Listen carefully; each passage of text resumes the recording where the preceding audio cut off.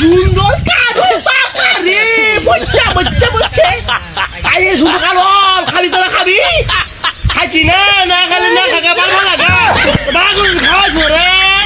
শালা আমার যাইরা কর যাইরা না কোন খানা কোন লাগা যায় যে